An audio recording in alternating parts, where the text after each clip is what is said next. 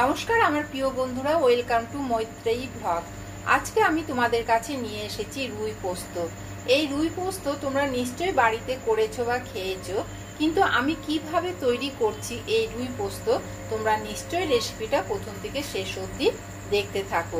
রেসিপিটা ভালো লাগলে নিশ্চয়ই তোমরা একটা সাবস্ক্রাইব করতে ভুলবে না। যারা এখনো সাবস্ক্রাইব করেনি তাদেরকে আমি করতে অনুরোধ জানাচ্ছি, আর যারা করেছে তাদেরকে আমি ধন্যবাদ জানাচ্ছি। আজকের রেসিপি রুই পোস্ত। গাদাগুলোকে প্রথমে লবণ দিয়ে দিলাম আর হলুদ গুঁড়ো দিয়ে ভালো করে 10 মিনিট ম্যারিনেট করে রেখে দেব। ভালো করে এগুলোকে মাখিয়ে নিচ্ছি, নুন হলুদ মাখিয়ে 10 মিনিট রেখে দিচ্ছি। 10 মিনিট হয়ে গেছে। এখানে আমি কড়াই বসিয়ে দিয়েছি। কড়াইয়ের মধ্যে সর্ষের তেল দিয়ে দিচ্ছি, মাছগুলোকে ভেজে নেব। তেল গরম হয়ে এসেছে, মাছগুলোকে একটা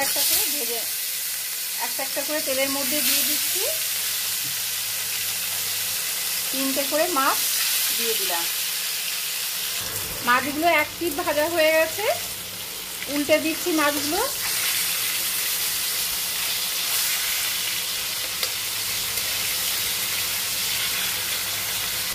মাছগুলো ভাজা হয়ে গেছে, এই মাছগুলোকে উঠিয়ে রাখছি।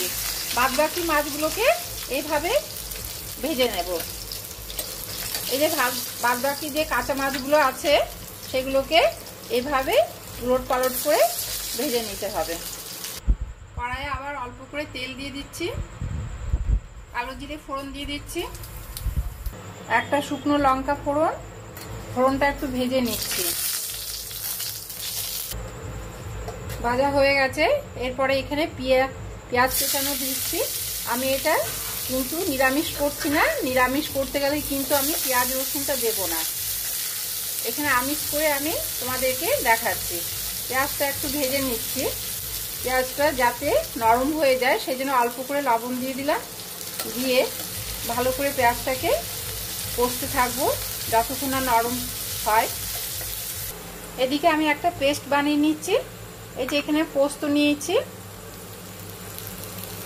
আর কাজু নেব, দিয়ে একটা মিক্সিতে পেস্ট বানিয়ে নিচ্ছি।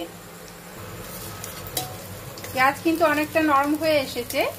এখন এই সময় আমি রসুন পেস্ট 1 চামচ দিয়ে দিলাম, দিয়ে আবার মশলাটা ভালো করে কষতে থাকবো।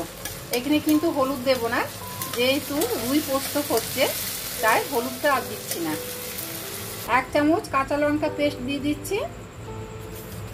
আগে একটা শুকনো লঙ্কা দিয়েছি, আমি পোস্ত আর কাজুর সঙ্গে কাঁচা লঙ্কা দিইনি, সেই জন্য আলাদা পেস্ট করে দিয়ে দিলাম।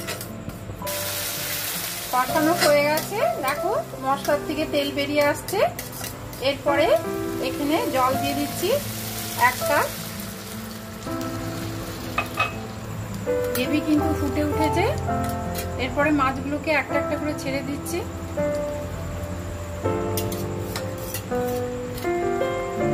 3-4 মিনিট ঢাকা দিয়ে রাখবো।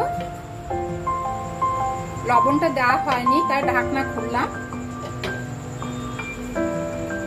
এর মধ্যে 1/2 চামচ লবণ দিয়ে দিয়েছি। লবণ কিন্তু আমি ওই পেঁয়াজটাকে কষাবার সময় দিয়েছিলাম, আর কিন্তু লবণ দেওয়া হয়নি তাই লবণটা আমি 1/2 চামচ দিয়ে দিলাম। দিয়ে আবার ঢাকা দিয়ে রাখছি 2-3 সেকেন্ড। ঢাকনা খুললাম।